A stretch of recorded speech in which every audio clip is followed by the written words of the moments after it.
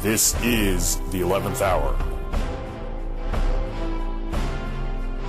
With news, commentary, and answers to viewer questions from the Authorized King James Bible.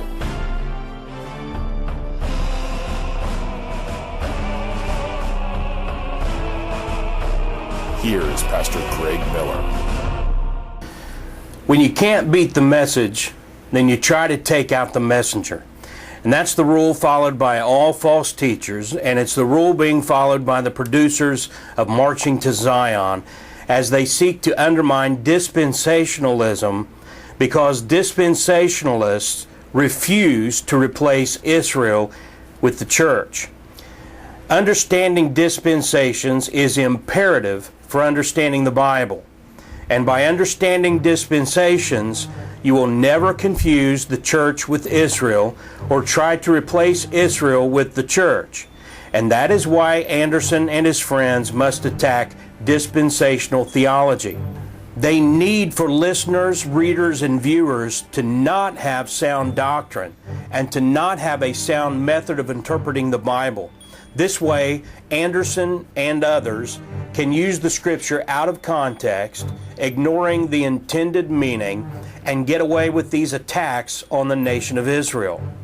Well, if you can't really refute dispensationalism by using the scripture itself, then you're left to the desperate measures that we see employed by Anderson, Mars, and others in this video. And they start by going after C.I. Scofield, the editor of the Scofield Reference Bible that has been credited with popularizing dispensationalism around the world for more than a century. You know, back before the late 1800s, everybody recognized what we're talking about now. But something began to change. First with Dr. Cyrus Scofield. C.I. Scofield was a divorced man. He had trouble with alcohol. He was a lawyer turned preacher.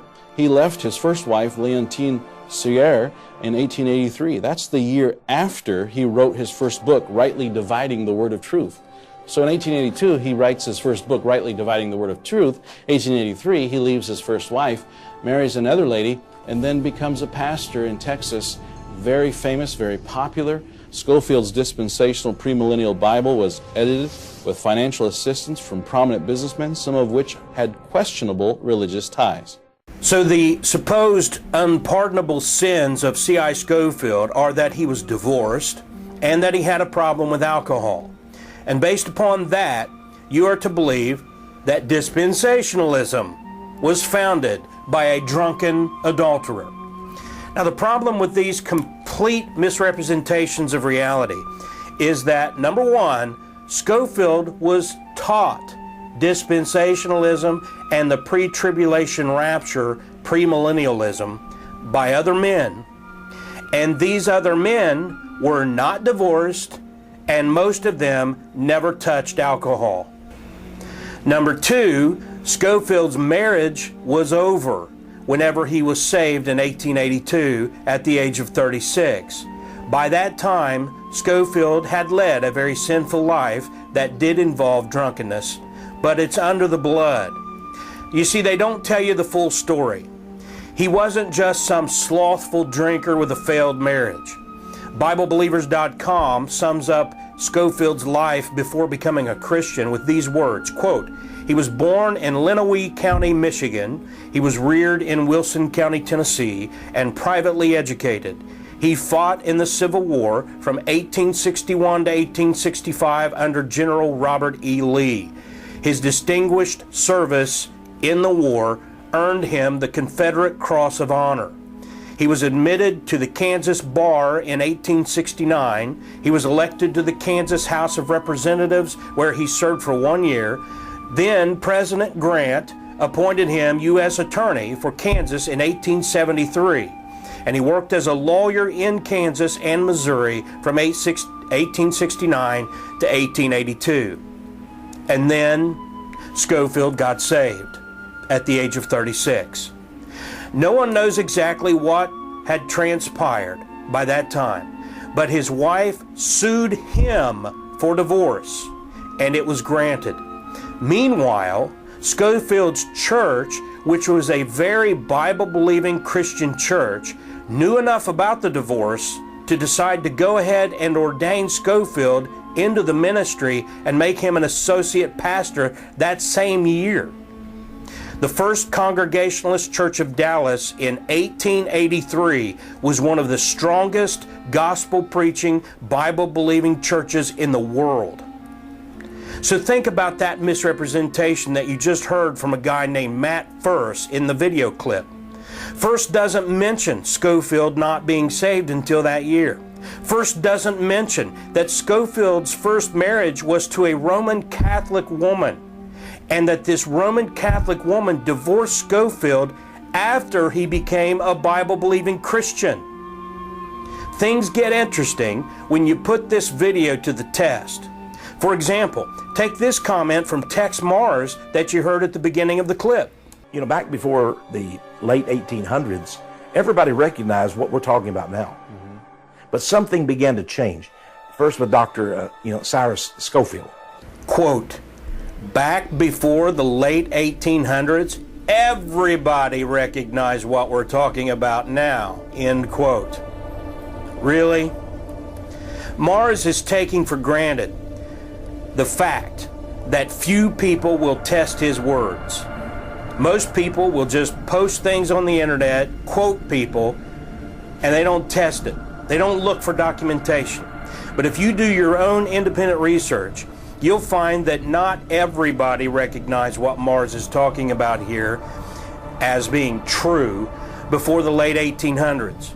As a matter of fact, this is a comment made by one of the most well-known and influential pastors in the world, Charles Spurgeon, who said this in 1855, which would be considered mid-1800s. He said, quote, I think we do not attach sufficient importance to the restoration of the Jews. We do not think enough of it. But certainly, if there is anything promised in the Bible, it is this. I imagine that you cannot read the Bible without seeing clearly that there is to be an actual restoration of the children of Israel. May that happy day soon come, end quote. Now, it's Charles Spurgeon, and it's found in the C.H. Spurgeon Collection, Metropolitan Tabernacle Pulpit, Volume 1, number 28, originally published in 1855. And you can find quotations that demonstrate that outside of Roman Catholicism and among Bible believers for 2,000 years, the expectation of the regathering of Israel in unbelief, as they are in Israel now in unbelief, was held by many, if not most, Bible-believing Christians, or those who profess to be Bible-believing Christians. As a matter of fact, we plan to do our next full segment refuting that very distortion of history as presented in Marching to Zion. But to the point, it is this sort of complete misrepresentation of facts, of history, and of Scripture which make it difficult to believe anything you see in this movie, Marching to Zion, especially if the producers or commentators do not provide any direct references to where they can document any of these claims about C.I. Scofield. Another example is in this comment that we see by Mr. First. C.I. Scofield was a divorced man. He had trouble with alcohol. He was a lawyer turned preacher. He left his first wife, Leontine Suyer, in 1883. That's the year after he wrote his first book, Rightly Dividing the Word of Truth. Well, the facts just don't support this claim. Although the claim that Scofield published the Rightly Dividing the Word of Truth booklet in 1882 is made in a few different sources, nearly all of Scofield's biographers and majority of references to that work claim that it wasn't published until 1888, while many say it wasn't until 1896. Here's a reference in a work by a Larry R. Hellyer titled The Witness of Jesus, Paul, and John, An Exploration in Biblical Theology. That's a recent book where the publishing date of Rightly Dividing the Word of Truth is 1888. Now, could Scofield's Rightly Dividing the Word of Truth booklet have been published in 1882? It's possible. But is there proof presented in the movie Marching to Zion to prove that claim and make it look like Scofield was divorcing his wife even while putting out dispensational booklets? There's no proof. Do they even attempt to provide documentation on the bottom of the screen or anything, if not in the audio commentary? No, they don't. And shouldn't honest men mention that fact and tell folks that it might have been published in 1882, but others refer to it being published in 1888 and even 1896, as many as 6 to 14 years after Scofield's divorce was final, that his Roman Catholic wife had sued and won? Obviously, the answer is yes. Honest men should provide that information.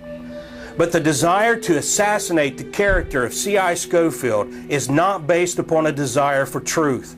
It's based on a desire to attack dispensationalism, because dispensationalism does not replace Israel with the church. You see, there are two things that any honest student of history would have to note about this and other statements made in the Marching to Zion documentary. Number one, none of this stuff about Scofield is documented in the documentary. That's why they call them documentaries. You present documentation. You just don't sit there and rattle your mouth. You prove what you're saying by telling people where you found this information and where it's documented. Most Scofield slanderers use a book by a man named Joseph Canfield, and this work has been proven to be a sloppy, careless collection of misstatements and possible lies, if you don't give the author the benefit of the doubt, and undocumented, unsubstantiated nonsense. You can Google the incredible Canfield and his hatchet job of Scofield by Robert L. Sumner for about 30 pages of refutation. And the second point is, who cares? My Bible was written by men who included some of the worst of sinners. And if you don't think that some of David's writings were penned while he was committing adultery and murder, then you're simply ignoring the facts. If you don't think that some of Solomon's writings were penned while he was disobeying God and multiplying his wives and horses, you've got another thing coming. In other words, this is all a smokescreen that desperate Jew haters have to sink to in order to assassinate the character of the messenger so that you won't listen to the truth about the Jews and Israel. Sin is sad, but the truth stands. Even if the messenger fails in his personal life, that is simply a fact. Again, here's another example of a completely bogus claim made in Marching to Zion in an attempt to assassinate the character of C.I. Scofield. Jewish retainers who made him a member of a club called the Lotus Club, a sort of a secret society. And suddenly he had plenty of money. The Lotus Club is not a secret society. It's a private club. And for Tex Mars to make that comment, you have to question his judgment on pretty much anything comes out of his mouth. It's no more secret than your local church. It's no more secret than the Lions Club or the Rotary Club. The Lotus Club is a snooty club, I'll grant that, of elitists who love art. They weren't painters, as, you know, painting a house and painting buildings. They were artists. And they loved art, and they funded artistic work. They held art shows. This is not the Masons or the Pythagoreans. But you're given the idea that Scofield was a part of some secret clandestine group who worked to trick the stupid Christians into supporting those evil Jews who killed Jesus and want to take over the world. It's hogwash. And we could go on with more examples, and you'll see more of this in future segments. But what is most interesting about this attack on Scofield's associations is the hypocrisy. And suddenly he had plenty of money. This corrupt lawyer who had abandoned his wife and was found guilty of numerous offenses as a corrupt attorney. But Scofield was given money, and the Oxford group out of England published his Bible. Why would they take a crooked lawyer and make him the editor of a Bible? And then suddenly they had millions of dollars to promote it.